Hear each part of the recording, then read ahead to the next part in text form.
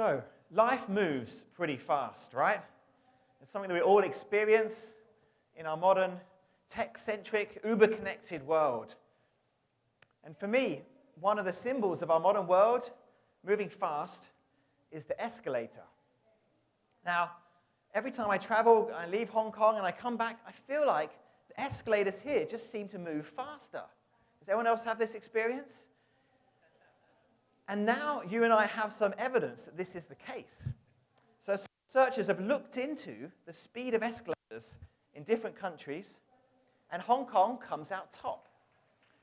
Escalators here are faster than those in Singapore, in Beijing, in Sydney, in London, and they're a whopping 74% faster than in New York. How about that? It's almost double the speed. You know, it's just hard to believe, but those of us that have been to Hong Kong, that live here, you know that it just seems to be at a faster pace. One story that comes to mind is that of the hare and the tortoise. Who's heard of this story? Just give me a show of hands. Okay, quite a few of us. For those that haven't, there's two animals that are arguing about who's the fastest. And the hare is convinced he is, and so they decide to have a race to settle this once and for all. And the hare rushes off into the distance, zooming ahead, and he's so confident of winning that he sits down under a tree. He thinks he can have a whole rest before the tortoise catches up with him. But sure enough, under the tree, protected from the afternoon sun, he falls asleep. Meanwhile, the tortoise plods on step by step, and he catches up with the hare, and the hare's still asleep. And he passes him and goes on towards the finish line. And the hare wakes up with a start, and he realizes what's happened, and he chases on, and as you can see, he just misses out. And this story used to always frustrate me. It used to really annoy me when I was a child. Because, I'm a runner. I've run a lot of races in Hong Kong, in Australia, other parts of the world, and no one ever falls asleep in a running race. It just doesn't happen. It's ridiculous. And yet, the more running I've done, the more things I've experienced in life, the more I can see that there is actually some wisdom buried deep in this story. So earlier this year, I attempted a world record at a half marathon in Sydney. Except I wasn't dressed like this. I was, rather foolishly, dressed like this. So after 5 months of preparation and 2,000 kilometers of training, I lined up on the start line, dressed in a three-piece suit, with a tie, a little bit more formal than today. And all the other runners were wearing their singlet and t-shirt, and they were asking me about what I was doing and what the record was, what time I was going. And all the adrenaline got to me, and bang, the starter's gun went off, and I shot off like a rocket. I was off with the leaders and zooming ahead. And I passed by race marshals and policemen, and all these people cheering me on, giving me high fives. I wish I'd done a fundraising thing where I got an extra $1 for every time someone said to me, "Are you late for work?" And I carried on, I pushed on, and I got to the 5-kilometer mark, and I looked up, and there was this bridge overhead, and a crowd was cheering, and one of them was my wife, and she was cheering for me, and she was shouting, "You're ahead of your target pace." And I was thinking, yeah, I'm flying, I'm doing great. But apparently she also shouted, "Slow down," and I didn't hear that. How often in life do we sense things around us, people telling us directly or other signs, people telling us to slow down, and we don't listen, we carry on.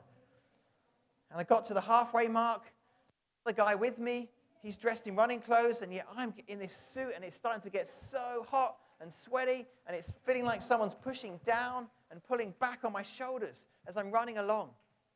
And I'm getting so tired.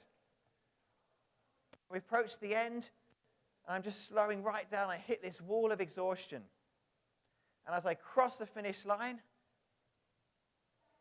I missed the record by 27 seconds. And I was just so disappointed. I was utterly crushed.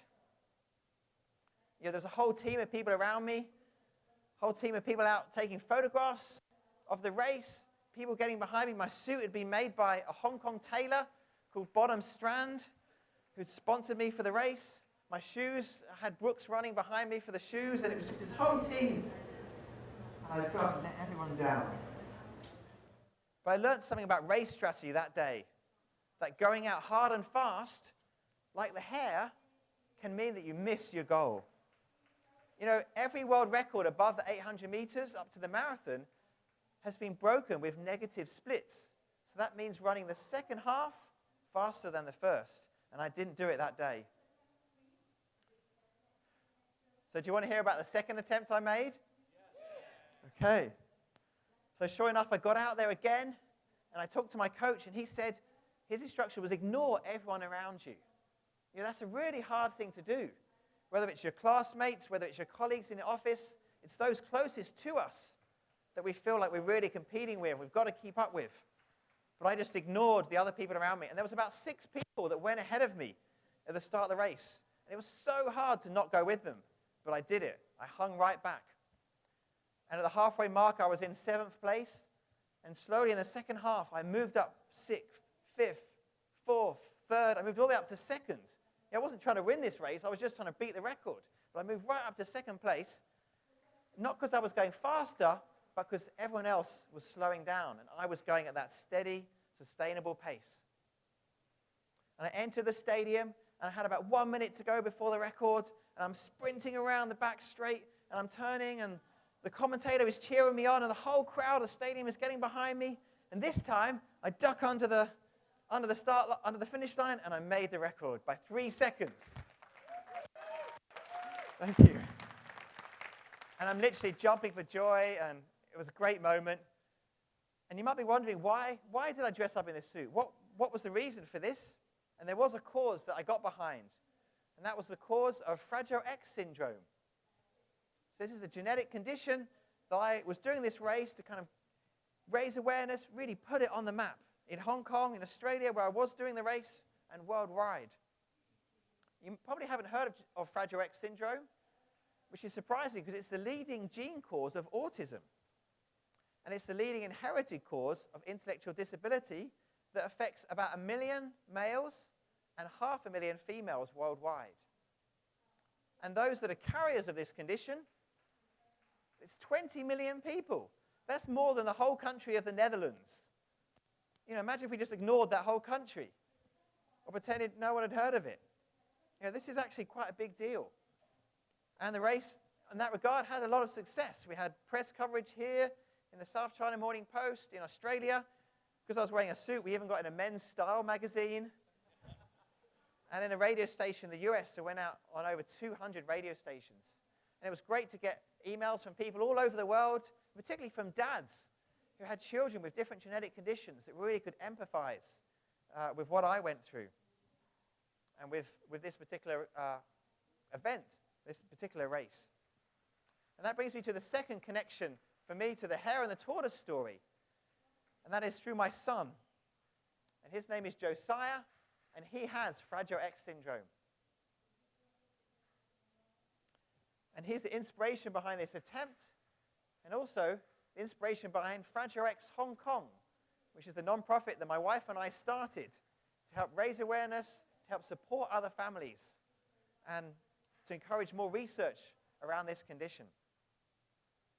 And the connection with the hare and the tortoise story is that Fragile X, that little change on the X chromosome, means that there's one protein missing, and that protein is responsible for so many, around 300 other brain processes.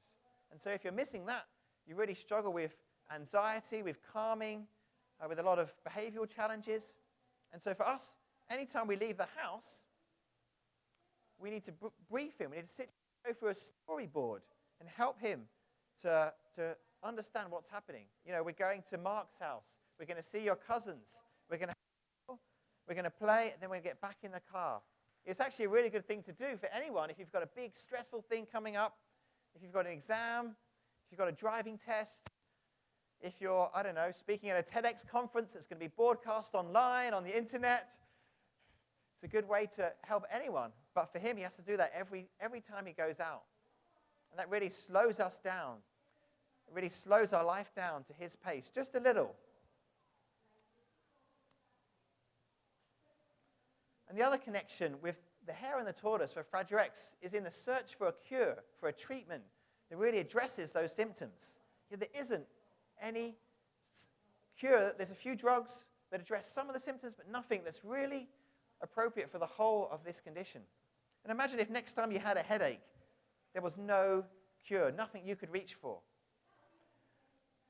That would be an awful situation that some people have to live with. But that's what it's like with Fragile X. And when my wife and I encountered Fragile X, when we first had that shocking diagnostic, that moment, we also heard some hope that there was researchers around the world that were looking into Fragile X in mice. And apparently they cured this condition in mice. And there was a lot of excitement among the other families, a lot of excitement among the children that were affected. Those drugs didn't transfer to human trials. The humans, it just didn't affect them in the same way. And the whole community was devastated. The researchers, the scientists. And yet, like me with my record, everyone had to pick themselves up and carry on and realize it was more of a marathon than a sprint. And now they're looking more at some of the long-term views. They're actually looking at how to change drug trials that are designed for very, very simplistic cause and effect drugs. For something like Fragile X that affects so many brain processes, the drug trial process actually needs to be looked at and to be improved. And that's what's happening right now, and in very exciting ways. So for me, with my son, I need to keep looking at how I can be a little bit more like the tortoise. So much of what we hear in terms of moving slowly and slowing life down often paints this black and white picture. Either you can retreat to the mountains and go to the lake and do yoga in a pristine field, or you're 100%, in top gear, back competing with everyone else at that 100% rate. But actually, I'm talking about a sort of middle ground, a sustainable pace, one that is right for you, for your goals. I want to ask you, what is that sustainable pace that you can hit that works for your family, for your loved ones, and for your goals?